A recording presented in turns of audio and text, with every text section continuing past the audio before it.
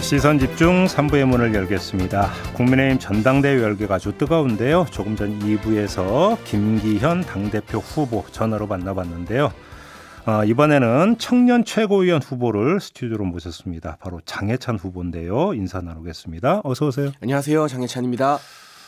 지난주에 교통사고 당하셨다고 들었는데 괜찮아요, 몸은? 네, 지난주 수요일에 사실 좀 큰 사고가 났었는데 근데 참 정치가 재밌는 게요. 사고 당하자마자 뭐 아프다, 놀랐다 생각보다 야, 이거 액땜했구나. 이기겠다. 이 생각이 먼저 들어서 아이고 참. 이게 정치는 참 보통 사람이 하는 건 아니구나라는 걸 스스로 좀 느꼈습니다. 아무리 그래도 병원은 다녀오셨죠? 네, 병원 한번 다녀왔습니다. 괜찮대요? 뭐 침 맞고 있어요. 네. 어유, 조심하세요. 큰일 나. 네, 감사합니다. 알겠습니다. 2부에서 그 김기현 후보고 인터뷰하면서 최종 투표율이 얼마쯤 될 것 같냐 했더니 한 55% 안팎으로 예상을 하던데 장해찬 후보는 어떻게 예상하세요? 네, 저도 비슷한 게요. 국민의힘이 이번이 3차 전당대회인데 1차와 2차 모두 ARS 투표율이 약 9% 정도 비슷하게 나왔어요. 그래서 지금 47에서 한 9% 더하면 56 정도 나오는 거잖아요. 그러니까 55 조금 넘기지 않겠나 하는 생각을 가지고 있습니다. 그러면 그렇게 예상한 대로 만약에 투표율이 나온다면 우리 장해찬 후보한테 유리하다고 뭔가 생각하십니까? 네, 저는 모바일 투표율 높은 거 굉장히 고무적으로 바라보고 있고요. 이게 윤석열 정부에 힘을 실어주겠다는 당원들의 열망이 좀 결집되고 있는 것 같다라는 생각을 하고 있고 또 뭐 소위 말하는 이준석 키즈 측에서는 이게 모바일 투표는 젊은 사람들이 많이 참여한다라고 했는데 일단 젊은 사람 지지율도 소위 말하는 친윤 후보들 쪽이 훨씬 더 높다고 생각을 하고 있고 또 이제 우리 당의 전통 당원분들이 모바일 투표에 굉장히 많이 익숙해져 있으세요. 아, 그런가요? 네, 이 미스터 트롯으로 단련된 어르신들이기 때문에 네, 전혀 이게 불리하지 않고 그걸로 단련됐다고? 그럼요. 그리고 이 윤석열 대통령을 저희가 대선 후보로 선출했던 2차 전당대회에서 최종 투표율이 한 64% 나오지 않았습니까? 이번보다 투표율이 더 높았어요. 근데 그때 당원 투표에서 윤석열 대통령이 압승을 하면서 대선 후보가 되었던 전례가 있기 때문에 이번에도 투표율 높은 게 대통령과 소통이 잘 되는 후보들에게 훨씬 더 유리한 결과로 이어질 거라 생각합니다. 아, 신박한 지금 해석을 내놓으셨습니다. 네, 네. 아, 미스터 트롯으로 단련이 됐다. 알겠습니다. 지난주 금요일에 이준석 전 대표 기자회견이 있었는데 혹시 보셨어요? 뭐 생방으로는 보지 못했고요. 그 네. 이후에 확인했습니다. 아무튼 엄석대 비유가 또 논란이 되고 있던데 어떻게 해석을 하셨어요? 저는 준석대다 이렇게 표현을 하고 싶습니다. 이제 뭐 기성 정치에서 본인이 어떤 걸 느꼈는지는 모르겠습니다만 청년 정치 그룹에서는 이준석 전 대표가 네. 지난 이 10년 가까운 세월 동안 그냥 마음대로 하고 싶은 거 다 해도 되는 취해법검처럼 행동을 했었거든요. 뭐 선배 정치인들 향한 비아냥이나 조롱 이런 게 도가 넘었었고 그리고 이전 대표를 졸졸 따라다니는 아바타들이 그 엄석대 핵심 관계자 역할 그러니까 준핵관 역할을 한 거죠. 준석대 핵심 관계자 역할을 하면서 막무가내 천방지축으로 굴었었는데 이제 저희 당원들이 보다 안 돼서 이 이준석 키즈들 이준석 안 되겠다라고 따끔한 회초리를 때리는 게 이번 전대의 의의 중 하나라고 보고 있기 때문에 남의 이야기할 게 아니라 본인이 왜 이 네티즌들에게 준석대라는 소리를 듣는지 한번 돌아보시라라는 말씀을 하고 싶습니다. 그러면 이번 전당대회에서 이준석 바람은 안 불고 있다고 평가하시는 겁니까? 저는 컷오프 통과까지가 한계였다라고 보고 있고요. 예. 그 이후에 사실 이준석 전 대표가 지원하는 4명의 후보들이 독자적인 행보를 했어야 되는데 그렇지 않고 쉬운 길을 갔거든요. 그 쉬운 길이라는 건 이제 이전 대표의 인지도에 묻혀서 이전 대표와 관련된 것들로 행사를 하고 뭐 인터뷰를 한다는 등 이게 이준석의 선거인지 나머지 4명의 선거인지 전혀 분간이 안 갔기 때문에 그 부분이 좀 패착이 아니었나 싶고 오히려 그러한 것들에 대한 반감이 당원 표심을 결집시켰다고 봐서요. 투표율도 높아지는 것 같고 그리고 이준석 전 대표 측에서 마지막 한 2주 동안 무차별적인 네거티브 공세를 했는데 김기현 대표 후보도 여론조사 보면 지지율이 전혀 안 흔들렸고 저도 직전에 나온 여론조사 보면 지지율이 전혀 안 흔들렸거든요.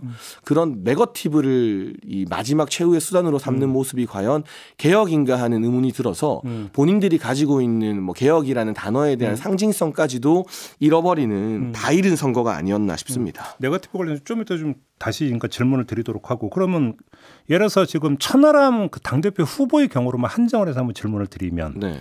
이준석 바람이 있었느냐 없었느냐를 재는하는 어떤 잣대가 네. 만약에 천하람 후보가 그 투표에서 그 2등으로 만약에 그러니까 통과가 된다면 그 자체가 이준석 바람으로 해석될 여지도 있지 않겠어요? 어떻게 보세요? 근데 저는 천하람 후보가 2등할 일은 없다고 확신하고 있기 때문에 왜 그렇게 확신하죠? 아니 뭐 여론조사라든가 여러 가지 평가를 우리가 할 수 있는 거잖아요. 근데 이제 이준석계 후보들이 15%를 넘기 힘들 거라고 봐요. 뭐 바람이 불든 그럼 평가의 기준 잣대를 15%로 보세요.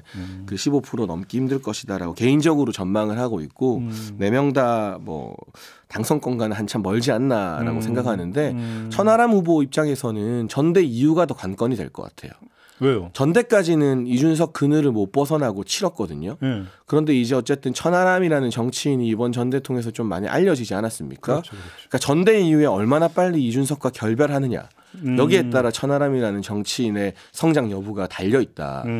빨리 화끈하게 결별할수록 천하람이라는 정치인의 독자적 생존이 담보될 가능성이 높고 계속 이 전 대표와 행보를 같이 하는 한 천하람이 아니라 그 이준석이 당대표 밀었던 그 친구 아니야? 로 머무를 가능성이 높기 때문에 과연 그 결단을 천하람 후보가 빨리 내리느냐 전대 이후에 오히려 저는 관심이 더 있습니다. 쉽게 이제 그 후보님 말씀을 종합 정리하면 이준석 전 대표의 정치 생명 끝났다 지금 이렇게 평가하시는 것 같은데. 뭐 일단 본인의 사법 리스크가 있으니까요. 이재명 대표와 이준석 전 대표 공통점이 있는데 개인의 사법 리스크를 자꾸 정치 보복으로 물타기를 하고 있거든요. 그러니까 누군가의 정치 생명에 대해서 제가 뭐 끝났다, 뭐 기회가 더 있을 것이다 섣불리 이야기할 수는 없죠. 네. 다만 정치를 재개하고 방송활동 활발히 하기 위해서는 사법 리스크 먼저 겸허한 자세로 해결하는 게 순서다. 국민에 대한 예의다라는 말씀 정도를 드리고 싶습니다. 알겠습니다. 조금 전에 후보께서 이제 그 먼저 입을 열었던 이른바 본인에 대한 네거티브 공세 관련해서 두 가지 부분을 좀 그러니까 질문을 드려야 될 것 같아요. 일단 웹소설 있잖아요. 네네.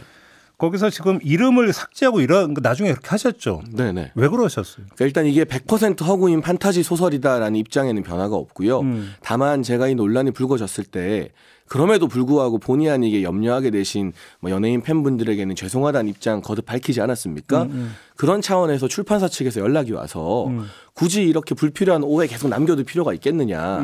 판권을 가지고 있는 출판사 측에서 좀 수정하겠다고 해서 그러면 출판사 판단에 따르겠다라고 제가 뭐 수락한 것뿐입니다. 근데 지금 그 후보의 말씀대로 그 자체가 더 오해를 키울 수도 있지 않습니까? 반대하실 수도 있었잖아요. 아니 이미 오해가 불거지고 뭐 이미 특정 팬분들 입장에서는 조금 불쾌하다는 입장도 나온 마당에 이게 사후 조치로라도 출판사에서 그런 오해가 더 확대되는 걸 방지하겠다고 하는 걸 또 굳이 하지 말라라고 반대할 그럴 이유도 또 없다고 봤을 뿐이고요. 뭐 거기에 대해서 크게 의미를 부여하고 있지는 않습니다. 아무튼 그 웹소설 자체는 아무 문제가 없다 이런 입장은 계속. 네, 저는 이건 100% 판타지 소설이고 이게 그 당시에 뭐 유통이 되고 인기가 많아서 웹툰까지 제작되고 할 때도 문제 제기가 전혀 없었던 12세 관람가 작품이고요. 뭐 여기에 대해서 이상한 야설 딱지를 붙이고 하는 것들 정말 요즘 웹소설과 웹툰 시장에 대해서 1도 모르는 수준 떨어지는 네거티브라고 생각합니다. 근데 이제 좀 그 제가 소설의 영역은 잘 모르겠지만 언론의 영역을 그러니까 예를 들어서 한번 좀 질문을 드려보면 언론에 익명 보도가 많이 있잖아요. 네. 근데 설령 그게 형식적으로는 익명 보도라 하더라도 누가 그러니까 그 익명의 그 당사자가 누군지를 다 알 수 있는 익명 보도라면 익명 보도를 인정을 안 하는 판례도 있고 하거든요. 그러면 소설의 영역에서도 그렇게 그러니까 접근할 수 있는 여지가 있는 거 아닙니까? 근데 이제 웹툰이나 요즘 인기 많은 작품들 보면 오마주 형태의 기법을 상당히 많이 쓰고 있거든요. 그래. 재벌집 막내 아들 드라마된 것도 웹소설이 원형이었는데 그런 차원에서 이해해 주시길 부탁드리고요. 다시 한번 뭐 의도야 어찌 됐건 간에 뭐 상처 입은 연예인 팬분들이 있다면 거기에 대해서는 제가 죄송하다는 입장을 누차 밝히고 있고 그러나 다만 이런 형태의 웹소설 기법이나 판타지 소설 자체를 그런 자극적인 단어로 네거티브 하는 것은 동의할 수 없다. 더군다나 그 비판의 주체가 지금 성상납 관련된 혐의로 기소 의견 송치된 분이잖아요. 현실에서 측근시켜서 무마용 7억 각서를 쓰신 분이 판타지 소설을 가지고 문제 제기하는 것 자체가 더더욱 적반하장이라고 생각합니다. 알겠습니다.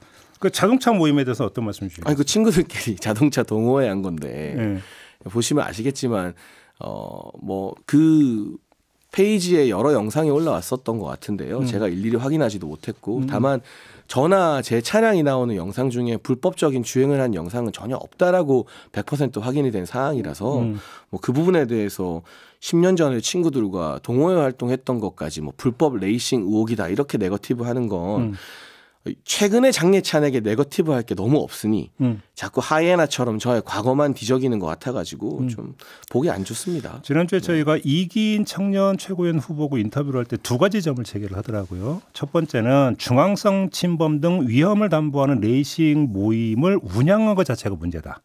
두 번째는 공개된 블랙박스 영상을 보면 우리 장해찬 후보의 목소리가 분명히 나온다. 이 점을 제기하는데 이건 어떤 말씀 주시겠어요? 저는 제 차뿐만이 아니라 저와 함께하는 사람들 주행할 때 중앙성 침범 등 불법적인 걸 저지른 적이 전혀 없고요. 다시 한번 말씀드리고 그리고 블랙박스 영상 뭐 제 목소리가 어떻게 들리는지 제가 전혀 아는 바가 없습니다만 근거 없이 이 무리한 의혹 제기하는 거 그래서 그게 어떤 영향을 주는 것도 아니고 오히려 이런 지저분한 네거티브 때문에 저의 지지층이 결집하고 있다는 게 지난주 발표된 여론조사로 드러났거든요. 여전히 이기인 후보와 제가 30% 가까운 격차를 유지하고 있지 않습니까? 일주일 내내 그 난리를 쳐도 선거 전략 잘못 잡았다. 이건 제가 봤을 때 이기인 후보의 전략이 아니라 이준석 전 대표가 시킨 건데요. 예. 제가 아까 천하람 후보에게 조언했던 것과 마찬가지로 우리 이기인 후보도 괜찮은 정치인이에요. 이준석만 안 묻으면 됩니다. 이 전대 이후에 빨리 이준석 전 대표와 결별해서 다시 성남에서 주목받았던 괜찮은 정치인으로 돌아오면 좋겠습니다.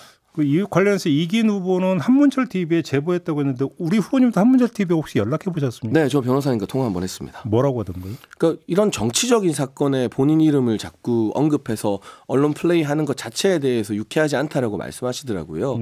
이게 이준석 전 대표 측이 보이는 문제점인데 빠니보틀이나 곽튜브 같은 여행 유튜버 함부로 막 비유하고 언급하고 또 이번에 기자회견에서 이문열 작가 책 이야기했는데 정작 이문열 작가는 지난 대선에서 윤석열 대통령 지지 선언했던 분이거든요.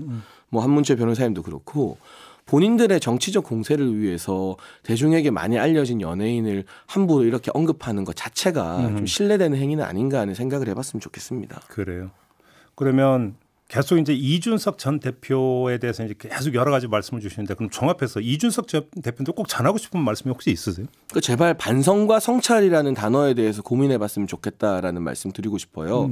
사실 저는 이 전 대표의 책 발간이나 기자회견이 소위 말하는 친윤 후보들에게 호재라고 보거든요. 오히려? 쟤 또 저런다. 그래서 우리 당원들이 결집하게 되는 거죠. 그런데 만약 이번 기자회견이나 이번 책 내용에 약간이라도 본인의 잘못은 없었는지 본인의 부족함은 없었는지 반성과 성찰하는 내용이 들어갔다면 훨씬 더 신선하지 않았을까. 우리가 정치인들이 예의상이라도 제가 부족합니다. 제가 모자랍니다 하잖아요. 이준석 전 대표가 그런 말을 한 적이 있나 평생을 통틀어서 잘 기억나지 않거든요. 알겠습니다. 반성과 성찰을 좀 돌아보셨으면 좋겠습니다. 마지막으로 당원 꼭 전하고 싶은 말씀이 있다면. 누구에게 말씀하시는 거죠? 당원들에게. 당원분들에게요. 네. 제가 뭐 부족하기도 하고 모자란 사람입니다만 우리 당원분들이 그럼에도 불구하고 뜨거운 지지를 모아주시는 건 장예찬 잘나서가 아니라 윤석열 정부 위해서 목숨 걸라는 뜻으로 제가 이해하고 있습니다. 그래서 제가 당선되더라도 오버하지 않고 오만하지 않고 이 정부 성공을 위해서 목숨 걸고 싸우겠습니다라는 말씀 드립니다. 알겠습니다. 자, 마무리할게요. 고맙습니다. 감사합니다. 네, 장예찬 국민의힘 청년 최고위원 후보였습니다.